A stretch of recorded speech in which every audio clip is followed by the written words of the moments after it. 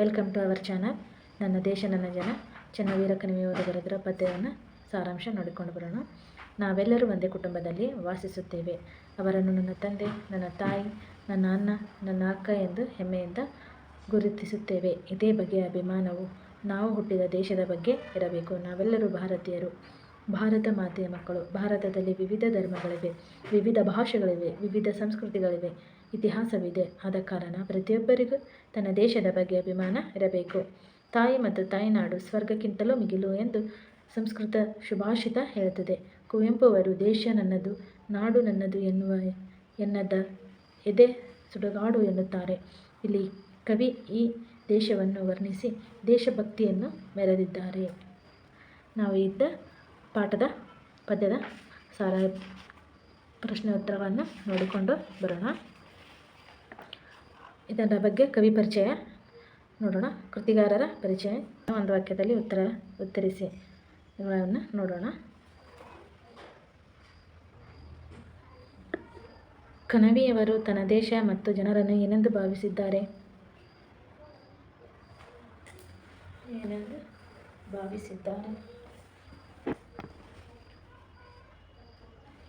ಕಣವಿಯವರು ತನ್ನ ದೇಶ ಮತ್ತು ಜನರನ್ನು ಪ್ರಾಣಘನ ಎಂದು ಭಾವಿಸಿದ್ದಾರೆ. ಕವಿ ಕಣವಿಯವರು ಈ ನೆಲದ ಮಣ್ಣು ಮತ್ತು ಬೆಳೆ ಯಾವ ಬಣ್ಣದಲ್ಲಿವೆ ಎಂದು ಹೇಳಿದ್ದಾರೆ. ಕಣವಿಯವರು ಈ ನೆಲದ ಮಣ್ಣು ಕೆಂಪು ಬಣ್ಣಕ್ಕೆ, ಬೆಳೆಯನ್ನು ಹಸಿರು ಬಣ್ಣಕ್ಕೆ ಹೋಲಿಸಿದ್ದಾರೆ. ಕವಿ ಕಣವಿಯವರು ನನ್ನ ದೇಶ ನನ್ನ ಜನ ಪದ್ಯದಲ್ಲಿ ಗುಣದ ಬಗ್ಗೆ ಏನೆಂದು ಹೇಳಿದ್ದಾರೆ?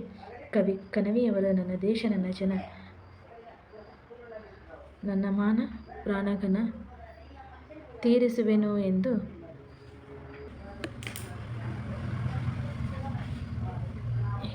ಹೇಳಿದ್ದಾರೆ. ನಮ್ಮ ಹಿರಿಯ ಒಕ್ಕಲು ಯಾವುದೆಂದು ಕಣವಿಯವರು ಹೇಳಿದ್ದಾರೆ? ಸೂರ್ಯಚಂದ್ರ ಚುಕ್ಕಿಗಳು ನಮ್ಮ ಹಿರಿಯ ಒಕ್ಕಲು ಎಂದು ಹೇಳಿದ್ದಾರೆ. ಕವಿ ಕಣವಿಯವರು ಸ್ವಚ್ಛಂದದ ಹಕ್ಕಿಗಳು ಎಂದು ಯಾರನ್ನು ಕರೆದಿದ್ದಾರೆ? ಕವಿ ಕಣವಿಯವರು 100 ಭಾವ ಭಾಷೆ ನೆಲೆಗಳನ್ನು ಹಕ್ಕಿಗಳು ಎಂದು ಕರೆದಿದ್ದಾರೆ. ಕೆಳಗಿನ ಪ್ರಶ್ನೆಗಳು 2-3 ವಾಕ್ಯದಲ್ಲಿ ಉತ್ತರಿಸಿರಿ. ಭಾರತ ದೇಶದ ವೈವಿಧ್ಯತೆಯನ್ನು ಕವಿ ಕಣವಿಯವರು ಹೇಗೆ ಬಣ್ಣಿಸಿದ್ದಾರೆ? ಭಾರತ ದೇಶದ ವೈವಿಧ್ಯತೆಯನ್ನು ಕೆಂಪು ನೆಲದ ಹಸಿರು ಬೆಳೆಗೆ, ಕಪ್ಪು ಬಣ್ಣದ ಮೊಗದ ಕಳೆಗೆ, ಸೂರ್ಯಚಂದ್ರ ಚುಕ್ಕಿಗಳು ನಮ್ಮ ಹಿರಿಯ ಒಕ್ಕಲು ಎಂದು ವರ್ಣಿಸಿದ್ದಾರೆ. ಕವಿ ಕಣವಿಯವರು ಭವಿಷ್ಯದ ಒಡಲಿಗೆ ನೀಡಿರುವ ಸಂದೇಶವೇನು? ಪ್ರಾಚೀನ ತಿಕ್ಕಿ ತೊಳೆ, ವರ್ತಮಾನ ಜೀವ ಕಳೆ, ಉಕ್ಕೇರಿ ಬಾಳೆ ಹೊಳೆ ಆ ಭವಿಷ್ಯದೊಡಲಿಗೆ ಎಂದು ಸಂದೇಶವನ್ನು ನೀಡಿದ್ದಾರೆ. ಕವಿ ಕಣವಿಯವರು ಸಮೃದ್ಧ ಬಾಳು ಹೇಗೆ ಉಂಟಾಗಬೇಕು ಎಂದಿದ್ದಾರೆ? ಕವಿ ಕಣವಿಯವರು ಮೈ ಕೊಡವಿದೆ ಮೂಕ ಜನ, ಕೈ ಹಿಡಿಯಿರಿ 4 ಜನ, ಎದ್ದೇಳಲಿ ಎಲ್ಲ ಗುಣ ಆ ಸಮೃದ್ಧ ಬಾಳಿಗೆ ಎಂದು ಸಂದೇಶವನ್ನು ನೀಡಿದ್ದಾರೆ. 7-8 ವಾಕ್ಯದಲ್ಲಿ 7-8 ವಾಕ್ಯದಲ್ಲಿ ಉತ್ತರವನ್ನು ಬರೆಯಿರಿ ಅಂತ ಹೇಳಿದ್ದಾರೆ. ನನ್ನ ದೇಶ ನನ್ನ ಜನ ಪದ್ಯದ ಭಾವವನ್ನು ವಿವರಿಸಿಲ್ಲ. ಕವಿ ಕಣವಿಯವರು ನನ್ನ ದೇಶ ನನ್ನ ಜನ ಪದ್ಯದ ಮೂಲಕ ನಾವೆಲ್ಲರೂ ಭಾರತೀಯರು, ಭಾರತ ಮಾತೆಯ ಮಕ್ಕಳು. ಭಾರತದಲ್ಲಿ ವಿವಿಧ ಧರ್ಮಗಳಿವೆ, ವಿವಿಧ ಭಾಷೆಗಳಿವೆ, ವಿವಿಧ ಸಂಸ್ಕೃತಿಗಳಿವೆ, ಇತಿಹಾಸವಿದೆ. ಆದ ಕಾರಣ ಪ್ರತಿಯೊಬ್ಬರಿಗೂ ತನ್ನ ದೇಶದ ಬಗ್ಗೆ ಅಭಿಮಾನ ಇರಬೇಕು. ತಾಯಿ ಮತ್ತು ತಾಯ್ನಾಡು ಸ್ವರ್ಗಕ್ಕಿಂತ ಮಿಗಿಲು ಎಂದು ಸ್ವತಂತ್ರ ಸುಭಾಷಿತ ಹೇಳುತ್ತದೆ. ಎಲ್ಲರೂ ಒಂದೇ ಎಂಬ ಪದ್ಯದ ಭಾವಾರ್ಥವಾಗಿದೆ. ಭಾಷಾಭ್ಯಾಸ. ಇಲ್ಲಿರೋ ಪದವನ್ನು ನಕಲು ಮಾಡಿರಿ. ಅಂದರೆ ಯಾವ ಥರ ಇದೆ ಅದೇ ಥರ ಬಗ್ಗೆ ಬರೀಬೇಕು. ಸ್ವಚ್ಛಂದ, ಪ್ರಾಚೀನ, ವರ್ತಮಾನ, ಉಕ್ಕೇರು, ಭವಿಷ್ಯ, ಸಮೃದ್ಧ, ಮೈಕೊಡವಿ, ಎದ್ದೇಳು. ಇದು ಈ ಕೆಳಗಿನ ಪದಗಳಿಗೆ ವಿರುದ್ಧಾರ್ಥಕ ಪದವನ್ನು ಬರೆಯಿರಿ. ಮಾನ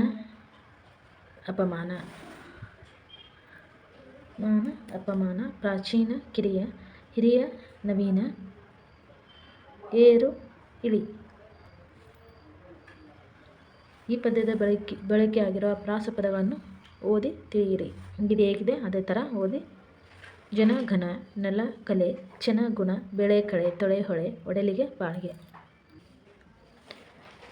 ಈ ಕೆಳಗಿನ ಪದಗಳನ್ನು ಸಂಸ್ಕೃತದಿಂದ ಕನ್ನಡಕ್ಕೆ ಬರುವಾಗ ಆಗಿರುವ ಬದಲಾವಣೆ ಗಮನಿಸಿ. ಇವುಗಳನ್ನು ತತ್ಸಮ ತದ್ಭವಗಳು ಎಂದು ಕರೆಯುತ್ತಾರೆ.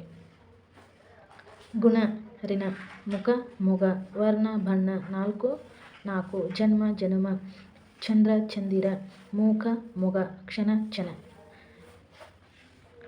ಈ ಕೆಳಗಿನ ಪದಗಳನ್ನು ಬಿಡಿಸಿ ಬರೆಯಿರಿ. ಉಕ್ಕೇರಲಿ, ಉಕ್ಕ ಪ್ಲಸ್ ಏರಲಿ, ಉಕ್ಕೇರಲಿ.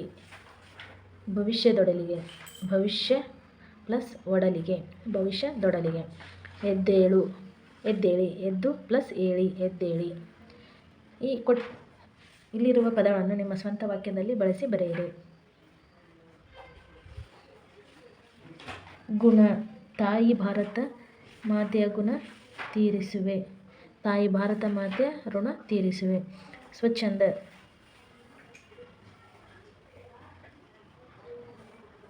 ಬಾನಲ್ಲಿ ಸ್ವಚ್ಛಂದದ ಹಕ್ಕಿಗಳು ಹಾರಾಡುತ್ತಿವೆ. ಜೀವಕಳೆ: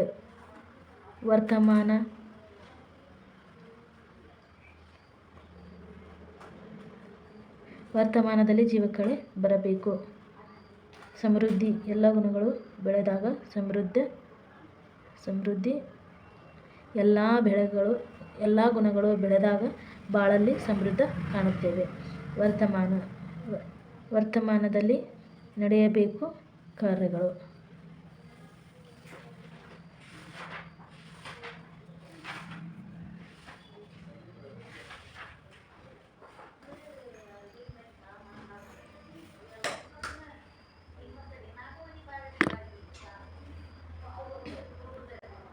ವರ್ತಮಾನದಲ್ಲಿ ನಡೆಯಬೇಕು ಕಾರ್ಯಗಳು.